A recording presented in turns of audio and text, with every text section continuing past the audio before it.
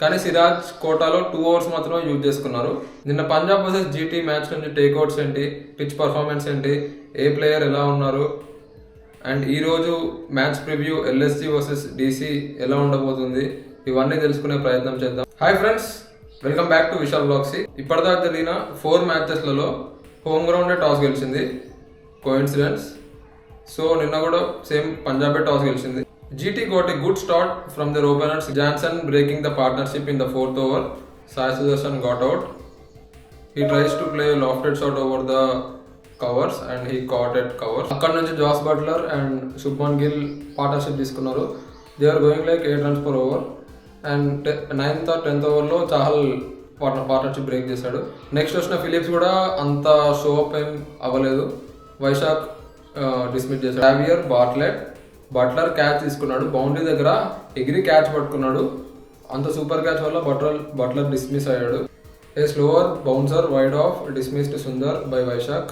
Another good catch from Punjab Kings. They are good at fielding yesterday, taken by Arshdeep Singh. After first innings, GT put up a score of 162.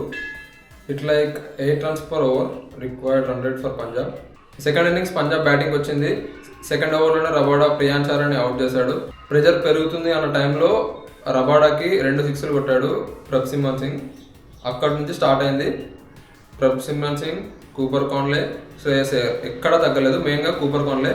నాకు తెలిసి అతనికి man of the match రావడంలో ఎలాంటి సందేహం లేదు. Pure నాక్. And అతని IPL డెబ్యూలోనే ఇంత మంచి నాక్ ఆడాడు. ఒక సైడ్ నుంచి వికెట్స్ పడుతూనే ఉన్నాయి, కానీ కూపర్ కాన్లీ మాత్రం నేను చూసుకుంటా అన్నట్టు ఆడాడు. ఒక స్టేజ్లో ప్రసిద్ధ్ కృష్ణ అతని సెకండ్ ఓవర్లోనే 2 వికెట్స్ తీసుకున్నాడు. అక్కడ నుంచి మ్యాచ్ మలుపు జరిగింది. సాఫీగా పోతున్న పంజాబ్ కింగ్స్ చేస్కి అదొక పెద్ద అడ్డుకట్టలాగా నిలిచింది. కానీ కూపర్ కాన్లే ఎక్కడా తగ్గకుండా ఆడాడు. 12 balls 16 runs ఉన్నప్పుడు జేవియర్ బ్యాటెడ్ ఒక 6 కొట్టాడు. ప్రెజర్ మొత్తం రిలీఫ్ అయిపోయింది. Punjab good to win. ఈ మ్యాచ్ నుంచి టేక్అవుట్స్ ఏంటంటే, క్రికెట్లో ఎక్కడ ఎవరిని తక్కువ అంచనా వేయద్దు. Do not underestimate anyone any time, mainly in cricket. GT ఒక్క మిస్టేక్ చేసింది. ఏంటంటే సిరాజ్కి 2 ఓవర్లు ఇచ్చింది పవర్ ప్లేలో. డెత్లో అతను బౌలింగ్ వేయగలడు, అన్ని యార్కర్స్ వేయగలడు. మనం ఆర్సీబీలో ఉన్నప్పుడు చూసాం. అతను అనుకుంటే 6కి 6 balls యార్కర్స్ కూడా వేయగలడు. కానీ పిచ్ కొంచెం స్లోగా ఉంది అన్న ఉద్దేశంతో మేబీ శుభ్మన్ గిల్ డెత్లో అతనికి ఇవ్వలేదు బౌలింగ్. 1 ఓవర్ ఇచ్చి ఉండాల్సింది. పాజిటివ్స్ తీసుకుంటే పంజాబ్ కింగ్స్కి వైశాఖ్ 3 వికెట్స్ తీసుకున్నాడు. ఐపీఎల్ 2025 ఫామ్ని కంటిన్యూ చేస్తున్నాడు. And Cooper Connolly, what a debut. This is one kind of a debut that everyone wishes. So match number 5 LSG versus DC. 8 టీంలు వాళ్ళ ఫస్ట్ మ్యాచ్ని కంప్లీట్ చేసుకున్నాయి. ఎల్ఎస్జీ, డీసీఏ ఇంకా తలపండున్నాయి. మ్యాచ్ వచ్చేసి ఇకానా స్టేడియంలో జరుగుతుంది, which is favour to spin tracks and wicket చాలా slow ఉంటుంది. లాస్ట్ ఇయర్ వీళ్ళ పర్ఫార్మెన్స్కి వస్తే ఎల్ఎస్జీ 7th పొజిషన్లో అండ్ డీసీ 5th పొజిషన్లో ఉంది. యాక్చువల్లీ డీసీ లాస్ట్ ఇయర్ చాలా మంచిగానే స్టార్ట్ చేసింది అక్షర్ పటేల్ కెప్టెన్సీతో, కానీ మధ్యలో ఎక్కడనో గాడి తప్పింది. ఎల్ఎస్జీకి లాస్ట్ ఇయర్ ఇంజురీ కన్సెస్ ఉండే, కానీ ఈ ఇయర్ మొత్తం కంప్లీట్ టీం బరిలోకి దిగుతుంది. డీసీ ఈ ఇయర్ ఇంగ్లాండ్ ప్లేయర్స్ వాళ్ళకి హ్యాండ్ ఇచ్చారు అండ్ వాళ్ళ మీద 2 years సస్పెన్షన్ కూడా జరిగింది. Ben Duckett and Harry Brook.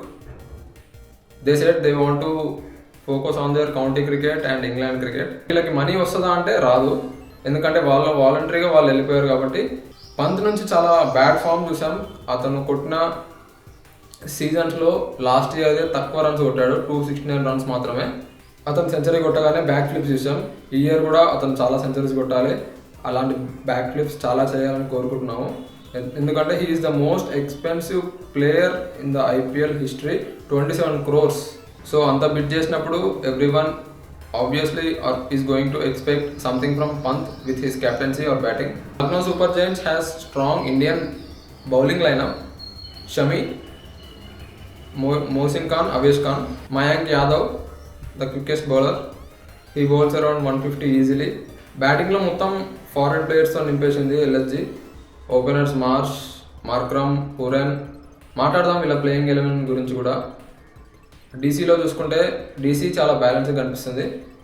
They have perfectly suited roles and players. కానీ ఈ ఇయర్ ఎల్ఎస్జీ వాళ్ళ జెర్సీని చేంజ్ చేసింది. నాకైతే మొత్తం ఫుట్బాల్ జెర్సీ లాగా అనిపిస్తుంది. మీకు ఎలా అనిపిస్తుందో కింద కమెంట్ చేయండి. టీమ్ 11 చూద్దాం. Firstly LSG top order Mitchell Marsh, Markram, Nicholas Pooran ముగ్గురు కూడా ఓవర్సీస్ బ్యాటర్సే. Australia, South Africa, West Indies. ఇక్కడనే వాళ్ళ 4 ఫారెన్లో 3 ఫిల్ అయిపోతారు. Middle order Pant and Badoni. Finishers Shahbaz Ahmed. Bowlers వచ్చేసి దిగ్వేష్ రాఠీ. చూడాలి ఈసారి అతను ఎన్ని కాంట్రవర్సీస్ పెట్టుకుంటాడు. లాస్ట్ ఇయర్ అయితే అభిషేక్ శర్మ, ఇంకో వేరే లీగ్లో నితీష్ రాణా. బౌలర్స్ వచ్చేసి యాండ్రిక్ నోకియా, Mohsin Khan, Avesh Khan. Impact player Himmat Singh. LSG మొత్తం బ్యాటింగ్ మీద డిపెండ్ అయ్యే టీం లాగా కనిపిస్తుంది. ఒకవేళ వాళ్ళ బ్యాట్స్మెన్స్ ఫెయిల్ అయితే కనుక వాళ్ళకి గో టు బౌలర్స్ ఎవరు లేరు. So they are completely dependent on batting. Their batting should go well this year. And Pant కూడా ఫుల్ ప్రిపరేషన్తో వచ్చాడు బ్యాటింగ్ విషయంలో. డెత్ బౌలింగ్ కూడా సరిగా లేదు ఎల్ఎస్జీకి. Rishabh Pant will have to come with full preparation for this tournament because the most expensive player. Each నెంబర్కి వీళ్ళ దగ్గర పర్ఫెక్ట్ ప్లేయర్ ఉన్నాడు, పర్ఫెక్ట్ రోల్ ఇవ్వచ్చు వాళ్ళకి. Top order KL Rahul, Abhishek Porel, Nitish Rana. Middle order Miller, Axar Patel. Finishers Kyle Jamieson, Ashutosh Sharma. And bowlers Mukesh Kumar, Ngidi, హౌకిప్ నాబీ. Impact player Kuldeep Yadav, replacing KL Rahul. డీసీకి మెయిన్గా చెప్పాలంటే బౌలింగ్ మంచిగా ఉంది ఎల్ఎస్జీ కన్నా. T20 వరల్డ్ కప్లో సౌత్ ఆఫ్రికాకి మోస్ట్ వికెట్ టేకర్ ఎంగిడీనే. పవర్ ప్లేలో చూసుకుంటే డీసీకి ఎంగిడి, ముఖేష్ కుమార్. డెత్లో కూడా Ngidi, Mukesh Kumar. Wicket taker Kuldeep Yadav. ఇలా గో టు బౌలర్స్ చాలామంది ఉన్నారు డీసీకి. మిడిల్ ఓవర్స్లో అక్షర్ పటేల్ కూడా వేస్తాడు. అండ్ అతని కెప్టెన్సీ కూడా చాలా స్ట్రాటజిక్గా ఉంటుంది. రెండు టీంలు కూడా స్ట్రాంగ్గానే అనిపిస్తున్నాయి, బ్యాలెన్స్గానే కనిపిస్తున్నాయి. కానీ డీసీ కొంచెం 1 step ahead ఉంది. So my prediction for today is I'm going with DC.